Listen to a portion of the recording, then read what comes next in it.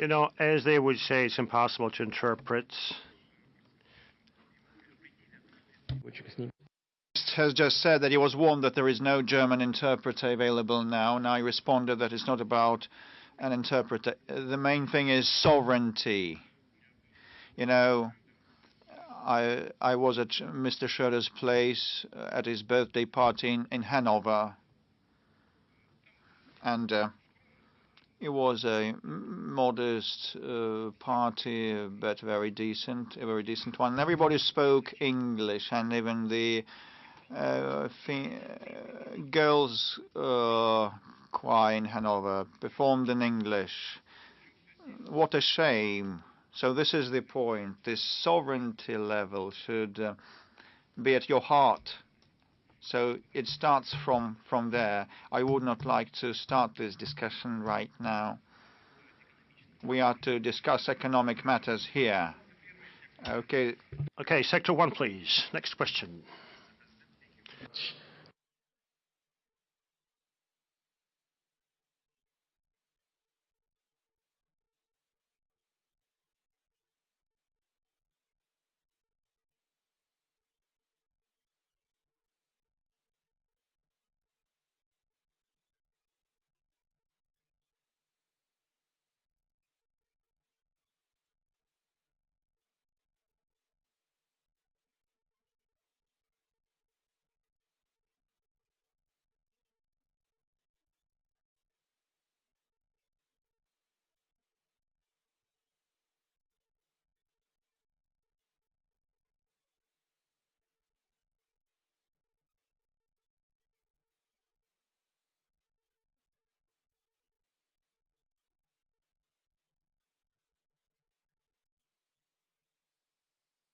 You know, everything that has been happening in security and politics has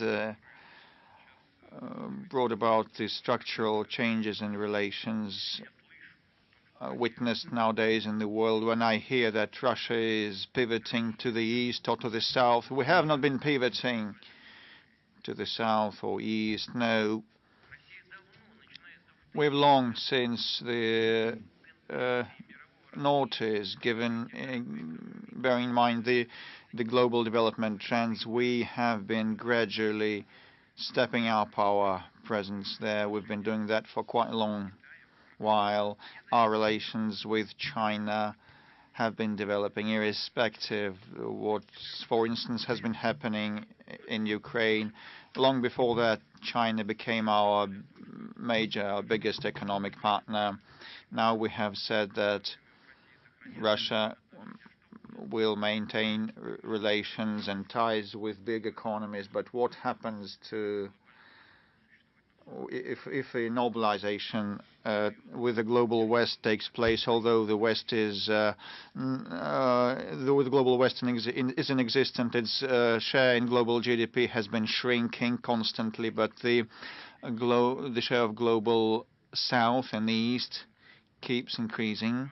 And according to the IMF and the World Bank data, the pace of growth of emerging and developing economies is 2 times higher than that of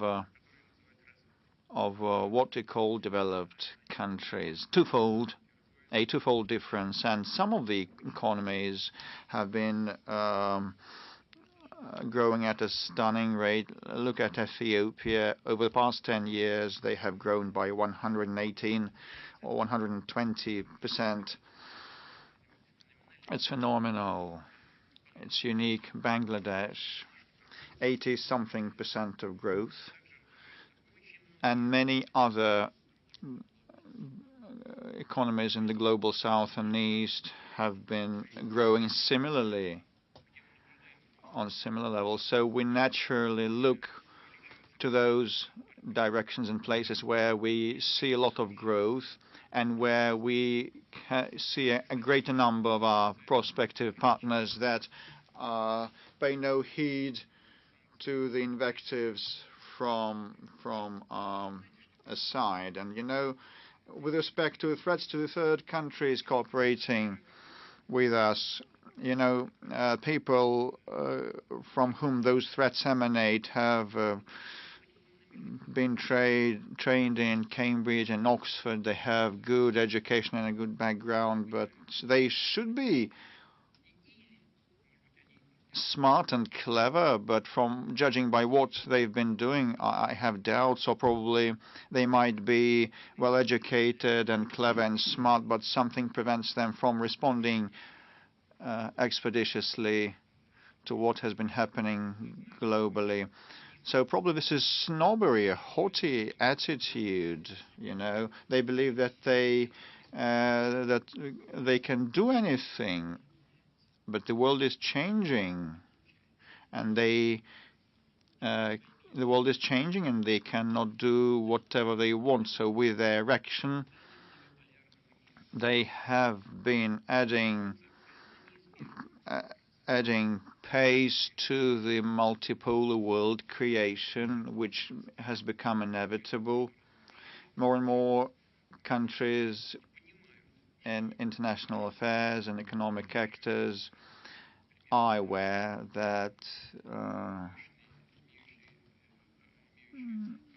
looking at the powerful markets with a high technological level is important, but partnering with these is insufficient at this point. So something more is needed. So I hope that at a certain point of time we normalize our relations with our Western partners, because first and foremost, because they will be interested in that, and we also have interest in that. So despite this possible and I hope inevitable process of normalization, a big deal, a big part of our volume with our today's friendly partners and countries will be in place, because it is inevitable. Thank you very much indeed. Who goes next? Sector 7. Right, please be more proactive. Naila Nekrabova, member of the Board of Azerbaijan. Mr. President, thank you very much for your presentation. Thank you for being with us.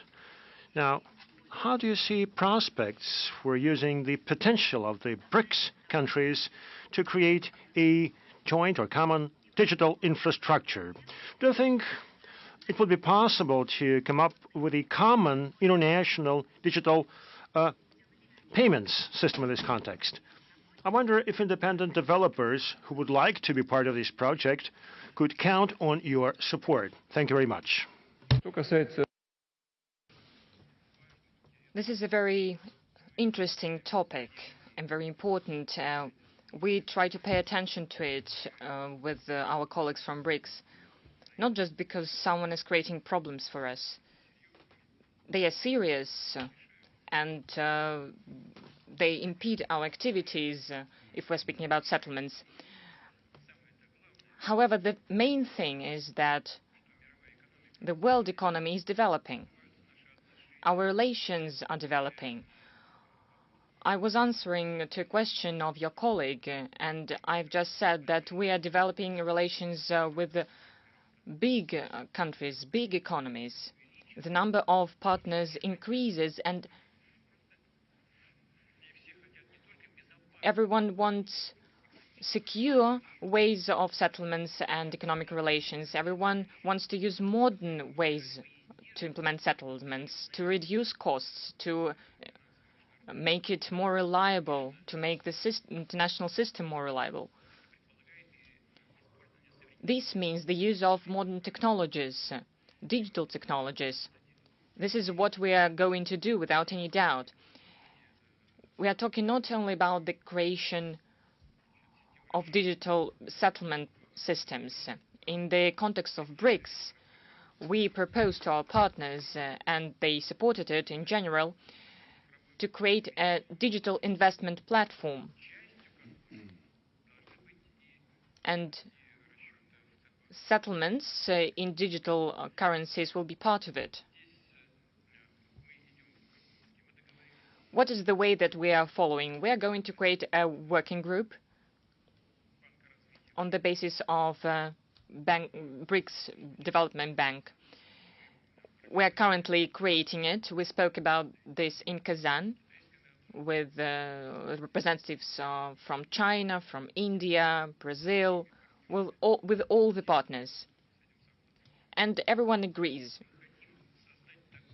We want to create a digital platform that would allow us to invest into promising, growing markets of South Asia and Africa.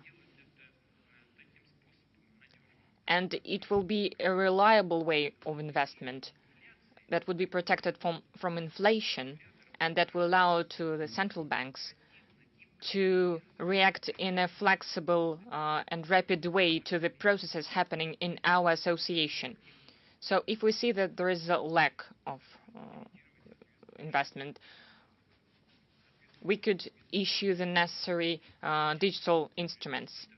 If there is a accession of it, we could take something from it. So this is an instrument that can be easily created. We just need to agree about the directions of its development and the investments into the countries or projects. I think, and our experts suggested, it would be very interesting for those countries who are going to create this instrument, as well as for those who are going to use it. Meaning that the developing markets of Africa, Latin America, Southeast Asia need this investment.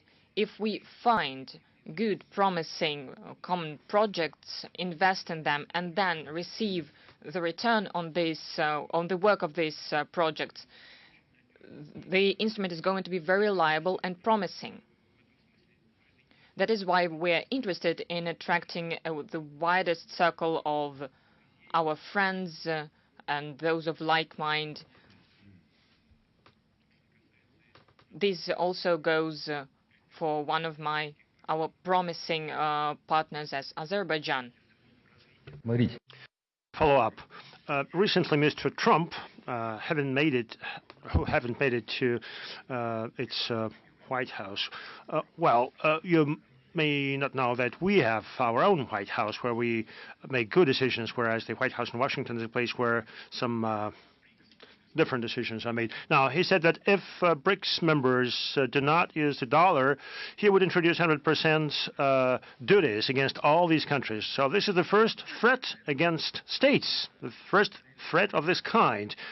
Previously, the Americans went after individual banks or companies, but that was a first, stating that the states would be punished and their products would be subject to 100% duties.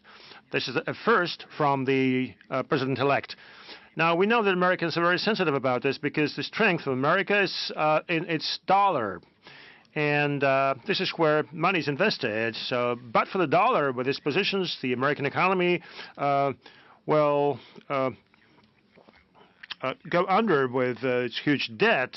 And we know the dollars create huge revenues for banks. Now, how do you assess this step of the president-elect? Whether this would undermine the trust in the U.S., in their economy, in their financial system, whether this would make BRICS countries and other countries to flee from dollar even faster, or in trying to create some new formats and new approaches.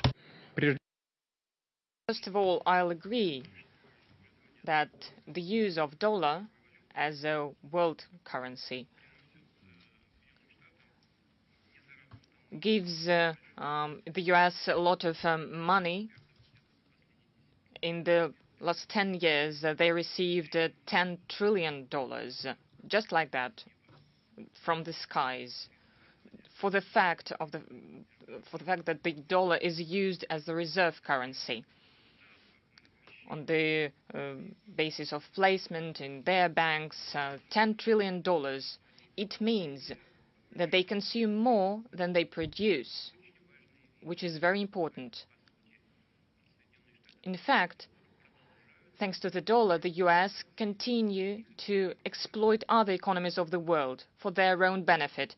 Many people do not think about it, but this is important, and I'll agree with you on that.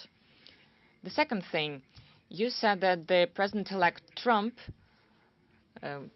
threatened that those who will not use dollar will introduce duties or sanctions. As I understand, he didn't say it like that. I understand that when we speak about the US, it provokes some certain reaction. Well, as far as according to what I've seen, well, I don't have much time to see, to watch, but I said that if someone wants to restrict the use of dollar, they will react. This is not the same. One thing is to prohibit the use of dollar, and the other thing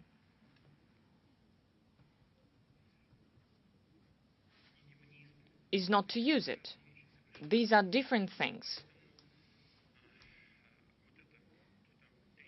And the third,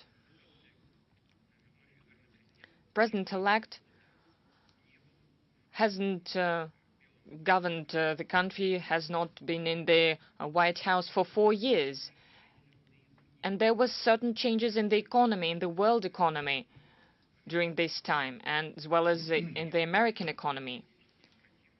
His opponents, his successors, did a lot to undermine the fundamental basis of dollar as an international reserve currency. They did it themselves with their own hands, using dollar as an instrument of political or even military fight to inflict damage on other countries, because the government of the US considers that their opponents, for instance, against us, they started introducing restrictions. The share of the US in the world economy is reducing, and it means that the influence of dollar on world economic processes is also reducing. That is why, quite naturally, we see processes with the use of other instruments. For instance, Bitcoin. Who can prohibit the use of it? No one. Or the use of other electronic ways of settlements. No one can ban the use of them because these are new technologies. Anything can happen with dollar. These instruments will continue developing because everyone will try to reduce costs and to make these instruments more reliable. This is inevitable. And dollar has nothing to do with it.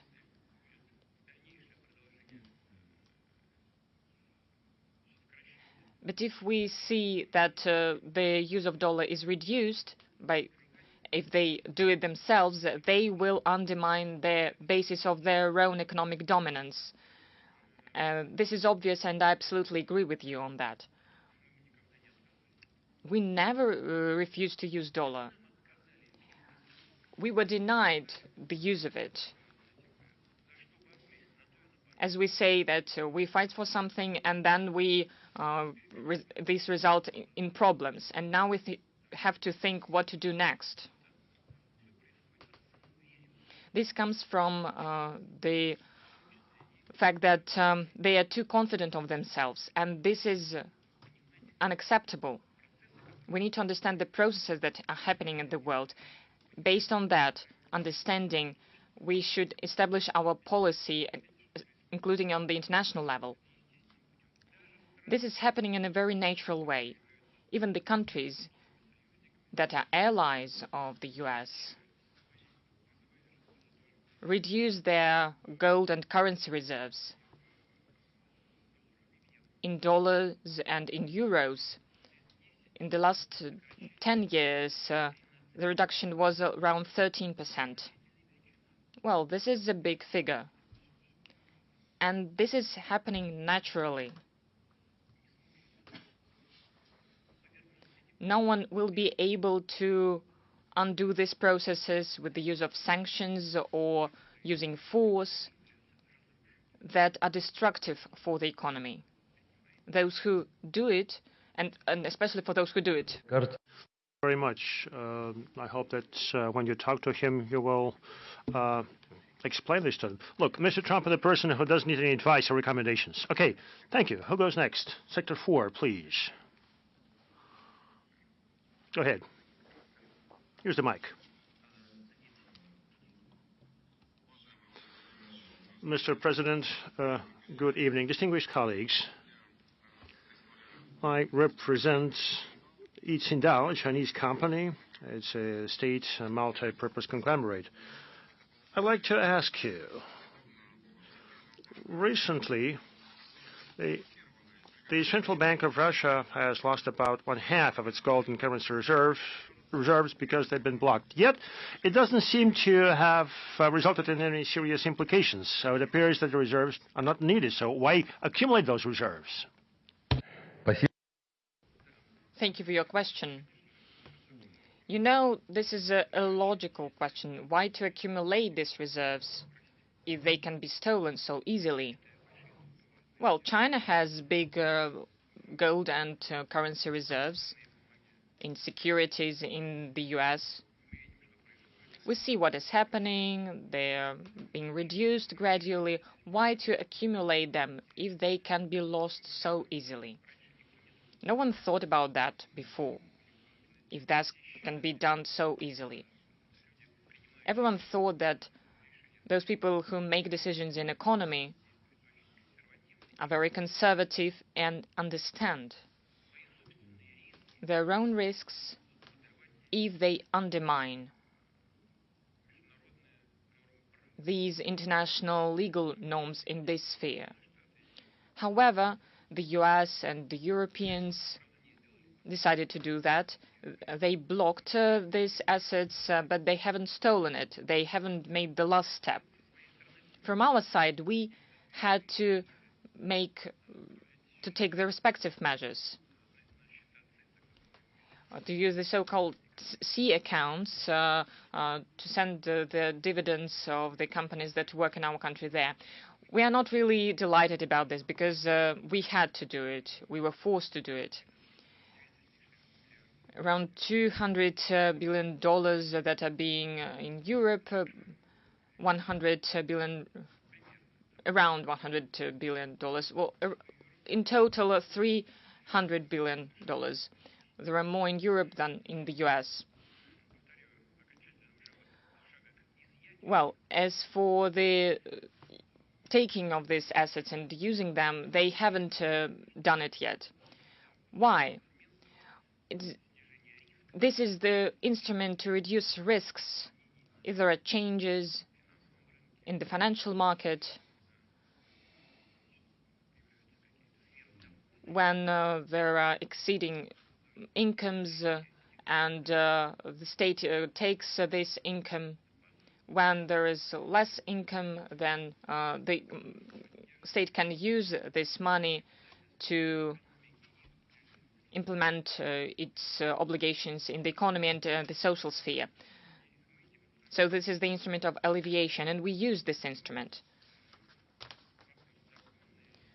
Well, this is an objective question, what to do with this money.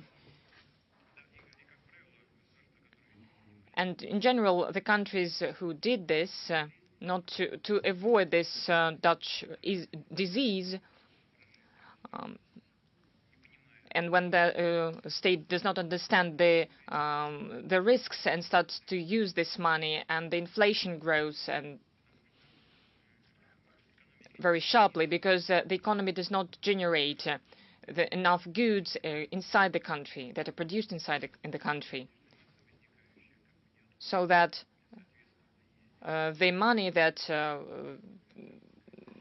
is in the economy would correspond to it, and we see as a result the hyperinflation.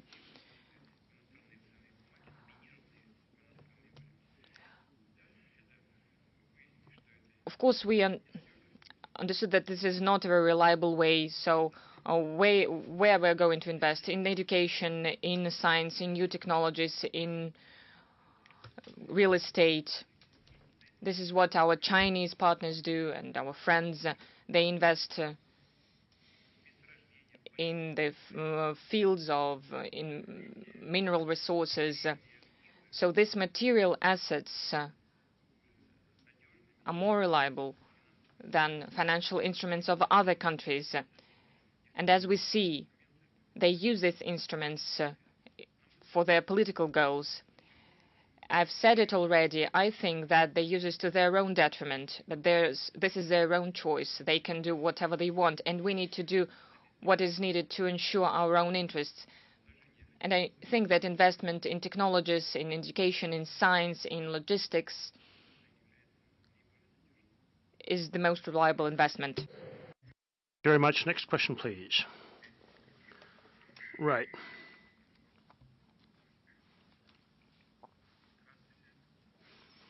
Good evening, Mr. President.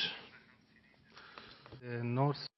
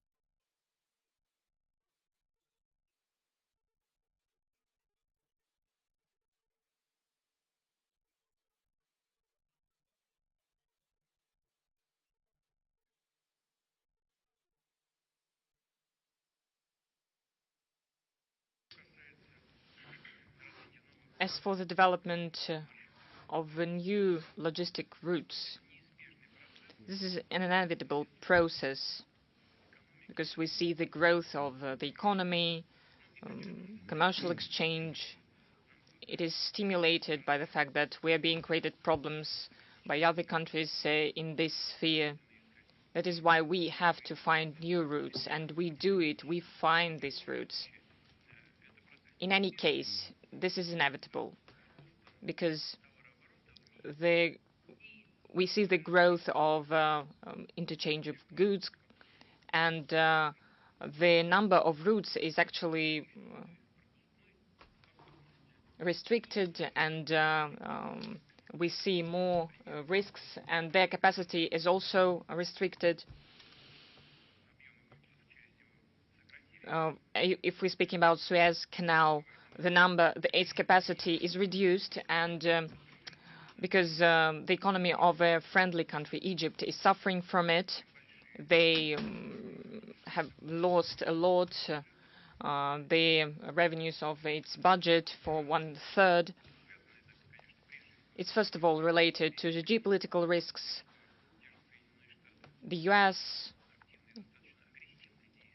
is very active and aggressive in the Middle East region. It results in a response of the forces in this region. The economy suffers, as well as the logistic routes. Those who sell, those who transfer these goods are doing it around Africa. Because of this, but not only because of this, well, the volume of trade is increasing. There is growing interest to such routes as the Northern Sea route. It's along the Russian shores in the Arctic. We have already exceeded the volume of transportation that we had in the Soviet times, and it is going to grow. We have a whole program of building of icebreakers, and there is no such number of icebreakers all over the world. We have already 7 nuclear icebreakers, 24 ordinary icebreakers. We also have plans to continue building such ships. The climate is changing. We have more days for the ships to come through this route. And we see that many countries are interested. First of all, our Asian partners, India, China, many others. They want to use this route and to work along this route. We have a program to develop ports in this region, ways to approach the ports. That is why it is important to develop the north-south corridor. It is already functioning, and the volume of transportation along this corridor is constantly increasing. We use vehicles and railways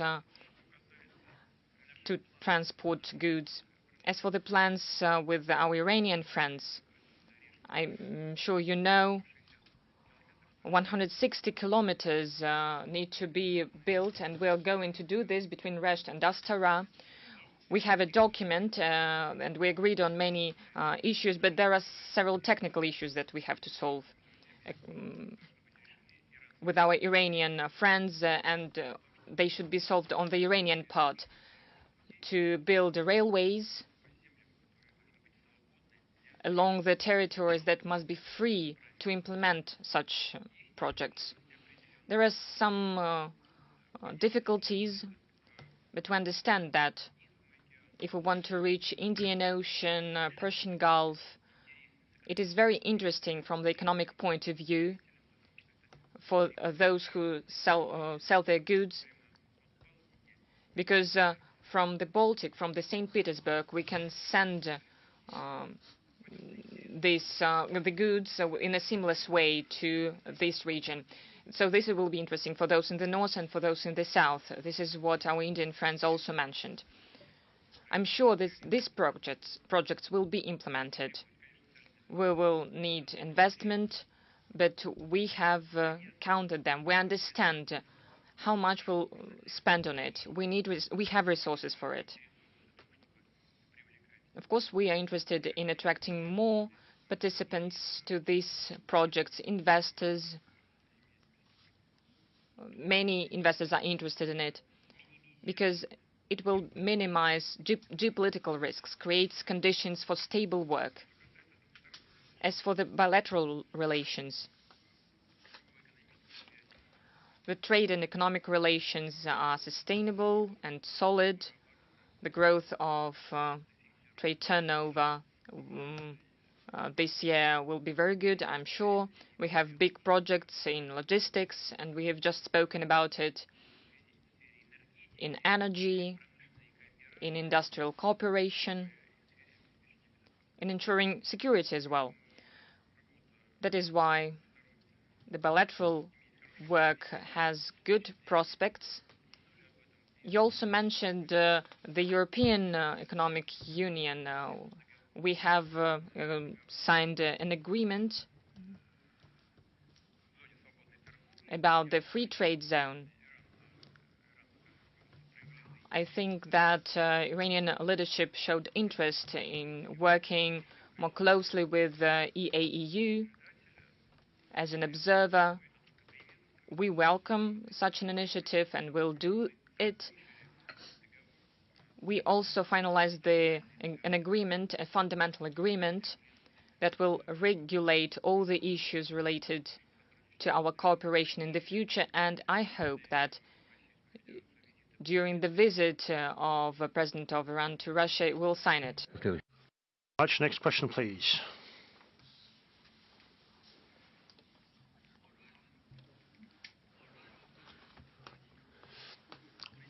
Distinguished Mr. President, good evening. I'm Hen Shu. I'm the founder of the Russian-Chinese digital trade platform, TIFO. This year, we celebrated 31 years since I've been living and working between two countries, Russia and China. And over the period, I could see with my own eyes how you, with your will and stamina, help create a modern Russia, a new Russia. So on behalf of the Chinese business, I would like to express our deep respect to you.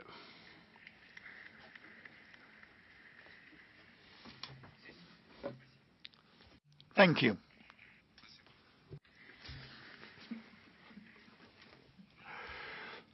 I got a question. It's not a very tricky question. It's an easy question. Now, on the streets, we see more and more new Chinese cars, vehicles, but the majority of those vehicles are supplied from Russia as is. Now, my question is, do you plan to either partially or fully localize the manufacturing of Chinese vehicles in Russia so that the cooperation between Russia and China would be based not only on trade but also on industry? Thank you. Well, yes, indeed. Our Chinese friends and us began cooperation in automobile industry not yesterday, but back in 2015 or even prior to that. We had discussions, but in 2015 we established first manufacturing sites in Tula and Kaluga regions, but that has or had to do not with the fact that the German manufacturers wanted to leave us, but the Chinese car manufacturers are now making cars and vehicles better and cheaper than those of Europe.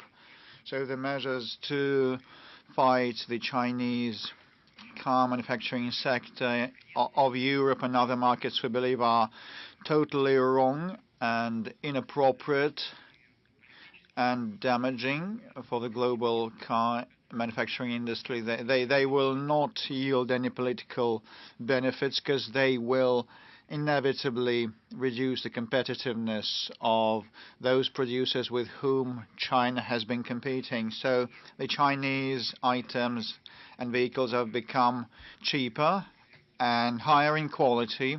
Our Chinese friends have been able to attract the most promising and the best professionals, including coming from the nations that had a lead in the global automotive industry. And the Chinese have been able, with their help, to establish and create and design competitive products. But like any other country, like any economy in the world, we want to see the maximum level of localization so that the components of vehicles are produced domestically at our manufacturing sites. For that, a very well-known instrument of special investment contract has been around for long, and the support from the government is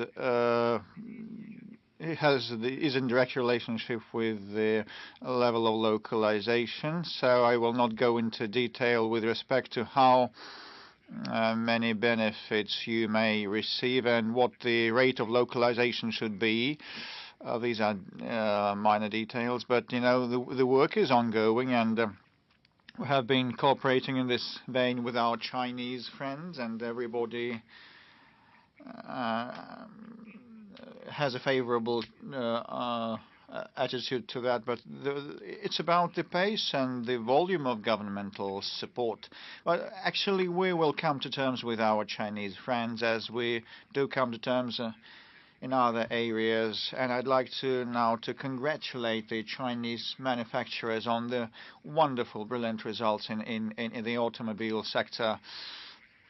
Thank you very much. Thank you very much. Next question, Sector 8, please. Yeah, Sector 8, please, go ahead.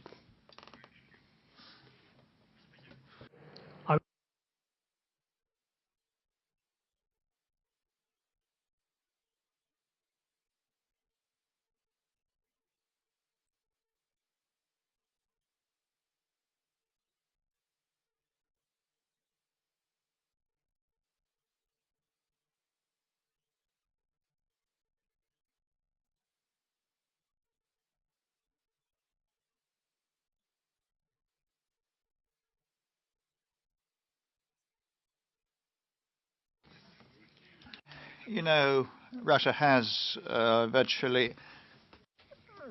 virtually adapted to this situation. Definitely we had an outflow for investments. It was obvious, and we heeded that But actually, we have had a growth in fixed investments, and I have mentioned that. Because inter alia new brands emerge, and we have been supportive of our local domestic manufacturers and producers. It came as a surprise for those who imposed restrictions in economic cooperation on us, and they thought that manufacturing sites would close down and thousands of people would be made redundant, and our unemployment is 2.4% only, and we have a tight labor market, and actually making sure the investment process flows smoothly is something that we should do, and we have done that. And investment inflows from friendly countries have risen considerably, and you cannot cut those channels off, because that is guarded by the economic interests, not political considerations. And this is what we've been witnessing, and I'm sure that those who wanted to hinder us regret the previously made decisions, that they are dysfunctional, and now those decision makers just lack flexibility to adjust their positions. But actually our government and the central bank, apart from providing the context for sound investment and capital preservation, have also come up with developmental blueprints of national development programs and plans and goals, and we have such projects in place, and we try to single out the high-tech industries for targeted support. 8.1% is the growth in processing industries of ours. This is a testimony of the efficiency, and that works not only in the military and defense, but generally in the economy. So we have provided liquidity to the financial institutions to favor growth, and actually there are some issues related to the policy rate of 21%, but still the lending by Russian banks to the economic actors and agents have still been growing, and they are now growing to date. We can talk about issues and problems, but investments are on the rise, and we've been able to do so inter alia because at the initial stage we guaranteed an uninterrupted operation of Russian national financial institutions. So it is a well-known toolkit, and you can familiarize yourselves with it, and we've been applying all these measures to attain the results you have now mentioned, and I confirm that it is true. We've been working for about an hour and a half. Let's take two more questions. Who is bold enough? People around. Please, go ahead. Mr. President.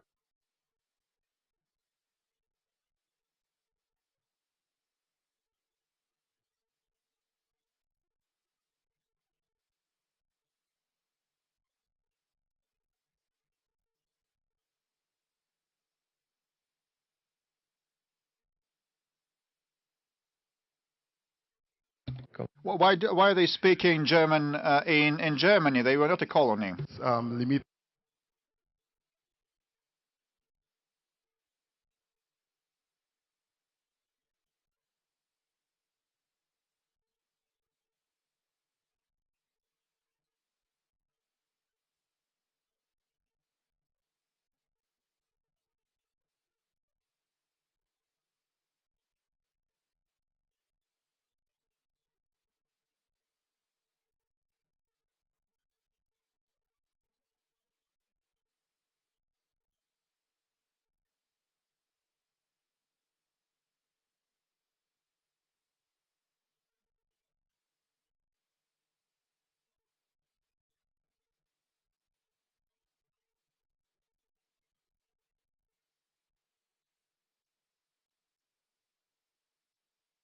you very much. Thank you. Well, in particular for the final part of your statement, for the final comment, as regards Nigeria, it is one of the biggest economies, rapidly developing, with very good prospects in Nigeria. So the economy has been diversifying, and we welcome that. We are happy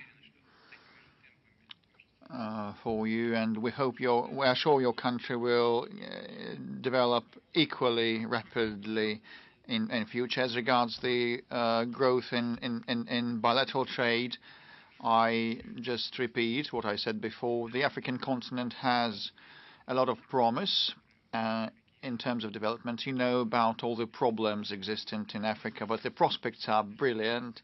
And these are not our opinions and assessments. They belong to the global expert community, including the Western experts. Many friends of mine from Germany and other European nations tell me that they also want to turn to the African continent and be more active there. The urbanization level and rates there are lower than the global ones. The global one stands at 65. In Russia, the urbanization rate is 75, as well as in Asia, and the urbanization will keep growing. The pace of population increase in Africa are huge, so they will catch up in terms of living standards because of that rapid growth, and modern means of economic activities will be applied, and tools and technological solutions will be applied. This definitely will guarantee the natural basis for our cooperation with Africa. And besides, apart from other things, Africa geographically is remote, but is very close to us in spirit, because very courageous, free-loving nations live in Africa that cherish their sovereignty and want to maintain it, and will take decisions and make decisions building on their own interests. And Africa is a reliable partner in this respect, and we have a lot in common with Africa and African people. Just recall the emancipation and the struggle for independence. There was not a single thing that divided us with the peoples of Africa. But still, we have a lot of things that unite us, and we rejoice over the prospects of the development of African continent. We'll do our utmost to raise the level of interaction. The trade is not as great as we want it to be, around 25 billion USD, but the prospects are upbeat. And actually, we know that 2 summits were held with Africa, and we felt the attitudes and the resolve of the African leaders. They haven't been begging or asking anything from us. They just speak of mutually advantageous cooperation that should be established, and we will act in this vein. We will come up with new tools. Now, a special foundation to develop cooperation with Africa will be established. I'm sure that both bilaterally and working with different African integration groups, we will step up our efforts and our work. I'm sure the result will be good. Thank you very much. Next question, please. Mr. Kostin, thank you very much. Vladimir Vladimirovich, good evening. I was born in Turkey. I studied in Turkey, but over the past 15 years, I've been living and working in Russia. My company is called Baltic Destroy Alliance. Here's my question. There are many ways in the world to deal with inflation, all the way from ignoring the fact down to very strict regulation, price regulation.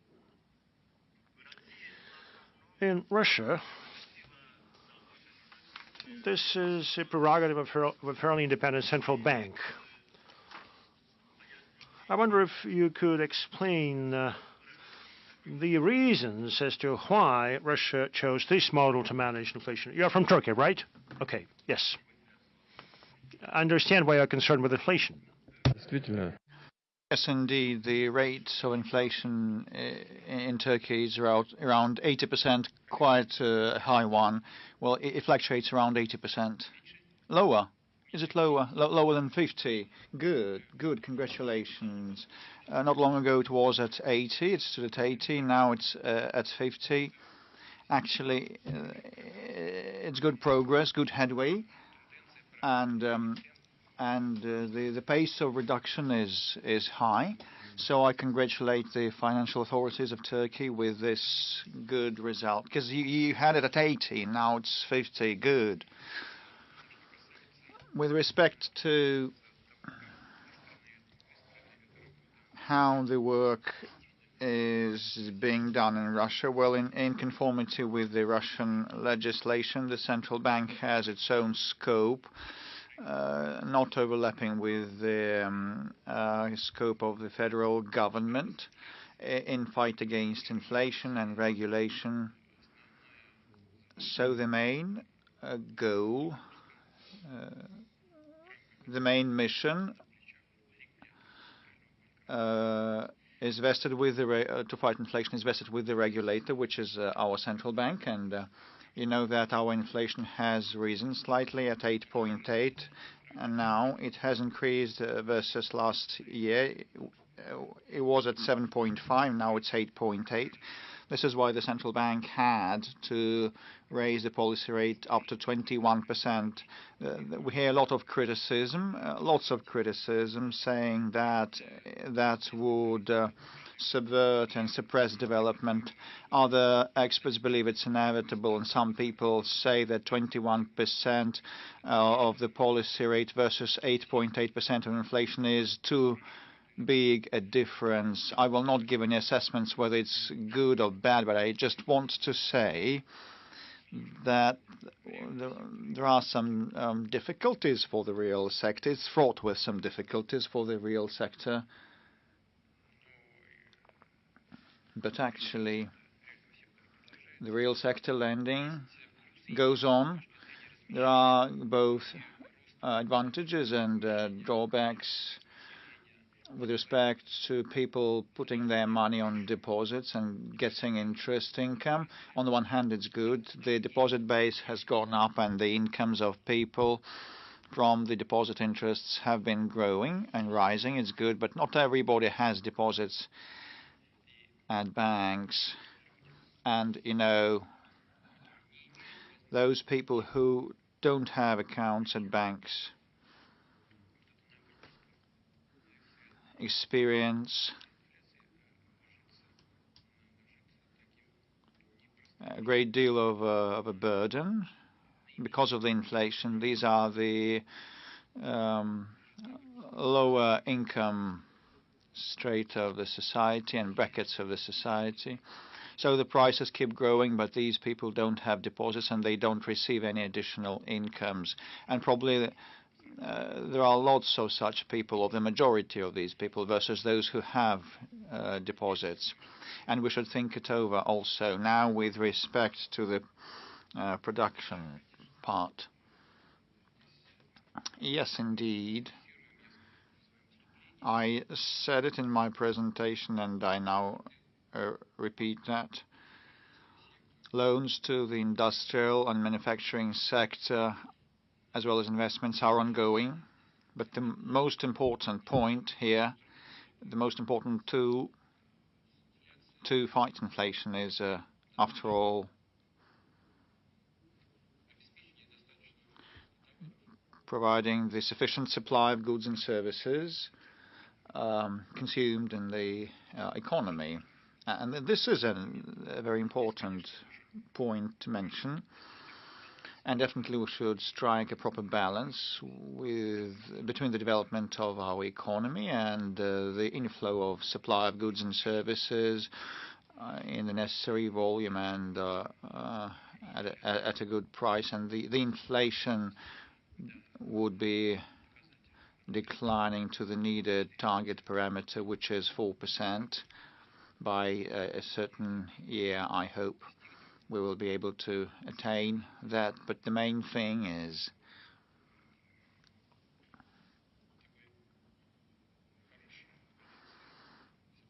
to have a high qualified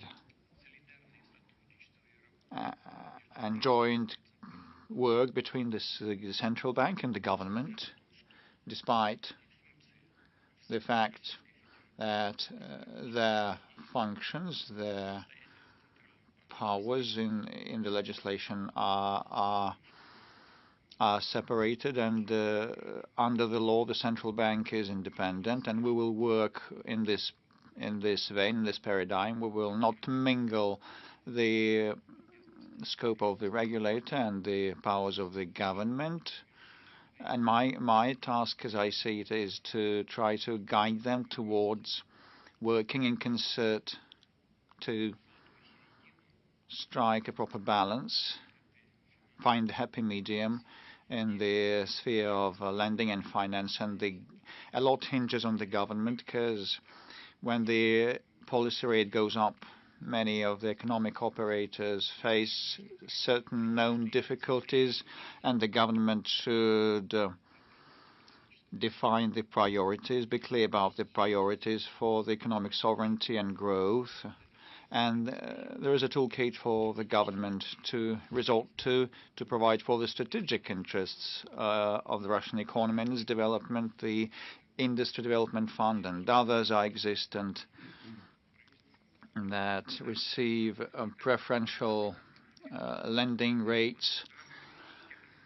So the toolkit of the instruments used by the central bank and the toolkit used by the government to maintain the economic growth and technological sovereignty and development, we need them to be in alignment, and for that joint work is needed between the regulator, which is central bank, and the government. Until now, we managed to strike this proper balance, and I hope that in near future we will act in this very same vein, and the final outcome will be maintaining a good pace of economic growth and restraining inflation. To thank all the participants of this forum. I would like to thank our speakers at our morning session, Mr. Rishkin, Madam Nabiulina. Oh, you've got the mic, please. 你好。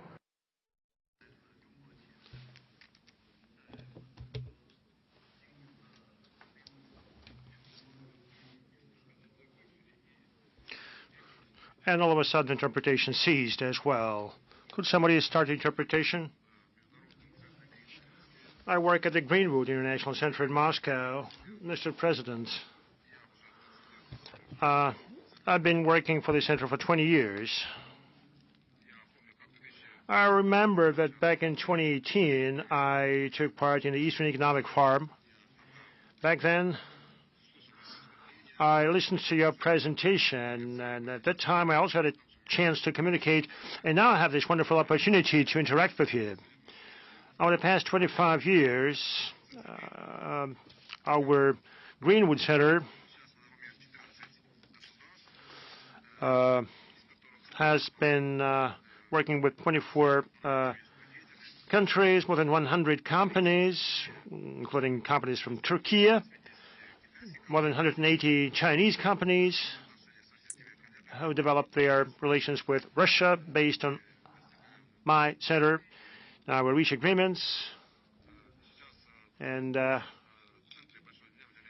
we pay a lot of attention to Chinese car manufacturing and car manufacturing companies. I'm referring to the leading Chinese brands, and I'd like to take this opportunity and invite you to come to Greenwood Park and to talk to us, to exchange opinions.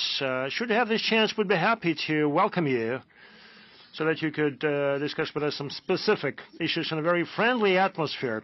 Your support, your attention are truly very important. And we'd like to know how going forward, Russia is going to improve its investment climate, how it's going to adjust its course in our area of activity. Would appreciate your opinion on that. We have a number of tools, a toolkit, to help maintain a favorable atmosphere for prospective investors, and the guarantee of preservation of the investments and receiving the return are there, and these are the two main things, and we will keep following up on these, and all things that have been done in developing our trade and economic ties with China have good outcomes, and they are self-evident. The volume of mutual trade that we are now having between Russia and China, we never had it in our history, 240 billion USD, which is the best proof and testimony of the fact that the measures applied by two countries in China with respect to Russian economic actors and in Russia for Chinese companies are efficient. We keep monitoring and analyzing everything happening there, and definitely this is the merit of the governments of China and Russia, because they keep track of the developments. The main point is the settlement. The main issue is the settlements. One, it's no secret, and we know what it was caused by, but actually 90% of our trade is denominated in national currencies of ours, in the RMB and the ruble, and we will use digital and electronic capabilities of central banks now. Our central banks are pursuing active work, and apart from that, the investment platform of BRICS and many other tools will be used by us so that our cooperation is safe, reliable, and would create a lot of prospects for future development. Thank you for this proposal to visit your structure. You said you would provide a good atmosphere for the discussions. I know how it's going to look like. One day I will go there. This side, please, this flank, please, and this will be the final. You choose. On this, someone has risen. Good evening. Good evening, Mr. President. Yes, I'm Change, and for more than 10 years, I've been working and living in Russia.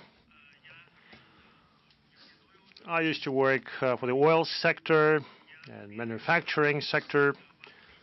And for the first time, I saw you up close and personal in the city of Kaluga. It was like 15 years ago. Currently, I am an official trade representative of the Jiangsu province of China in Russia. As you may be aware,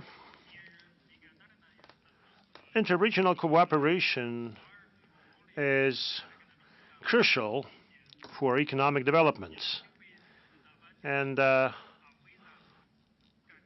my question is about visas. What kind of measures could be made by Russia in the near future, in the coming years, to simplify international travel, in particular for business purposes, for touristic purposes, for studying? And what is Russia's policy in terms of supporting family members of foreigners working in Russia on long tours, including minors,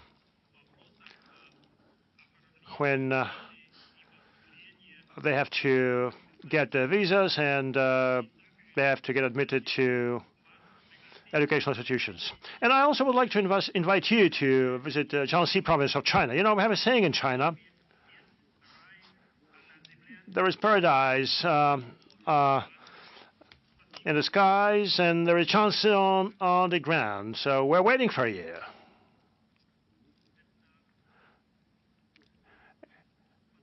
And by the way, this is what I've just said. So there is paradise in the sky, and there is transit on the earth.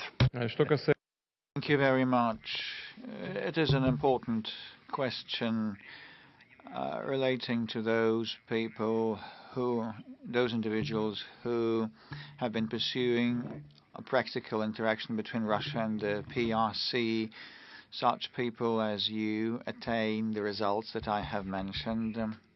And there are several points you mentioned, the visa support, and we've been doing that, and all these questions are resolved upon the principles of reciprocity in all countries, but with our Chinese friends we are more advanced than with others, and we'll keep acting in this vein. The second point, which is also important, I'm in agreement with you here either. It's about regional cooperation, and the volume of interaction between the regions of Russia and the regions of China keeps increasing, and this is natural because people know each other personally, they visit each other, and they know what the economic situation in those regions is, and they see potential for development. All the heads of Russian regions bordering on China and on the respective provinces in China, and even not bordering but pursuing regional cooperation, they confirm that. So it is actually very important to provide the necessary context and the conditions for people who have been promoting the mutual interest on both sides and definitely cater to their family members. But I want to note that the family members of international workers living permanently in Russia have a right to study at Russian educational establishments, and family members also can have a job. They have a right to get a job. Well, probably we should keep analyzing what has been happening and seek and find additional opportunities to support such individuals who have a professional perspective on that, because they deal with that on a day-to-day basis. This is their bread and butter.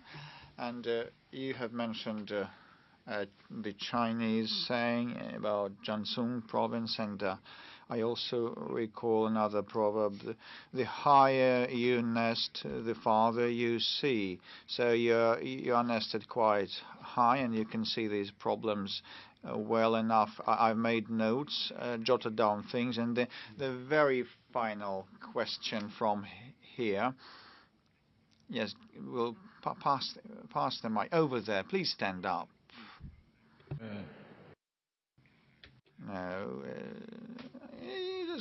you just can stop that. It will not be over. I'm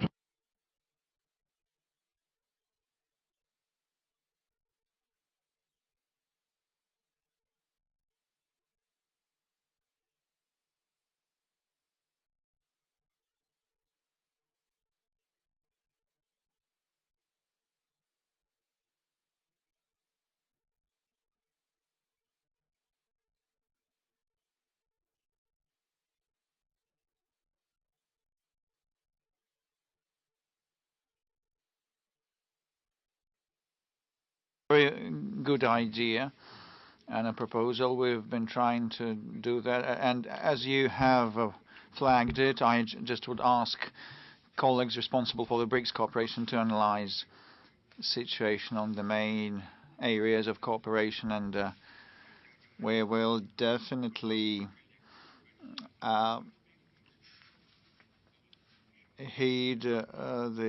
draw the attention of the Brazilian colleagues who will chair BRICS next year. For us, it is of special relevance because as part of the import substitution program, we see the advent of very many new Russian brands substituting the brands by Western partners that voluntarily left our markets, departed from our market, and our local manufacturers are quite successful, not only in consumer goods but also IT and high-tech vendors, and in agriculture too. The number of our manufacturers and producers, agricultural producers, keeps growing. In 1988, the USSR imported grains to the amount of $35 billion, and last year we exported grains to the tune of $66 billion, and to a large extent that is the merit of our farmers and producers in all the sectors of the Russian Federation, including in high-tech ones. There is an acute need to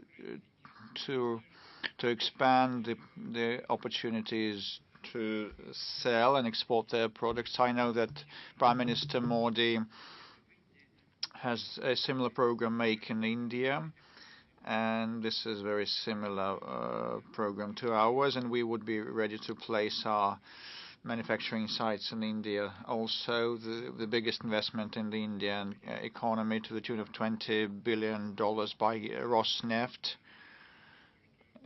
happened not long ago, and the Prime Minister of India and the government of India have been creating stable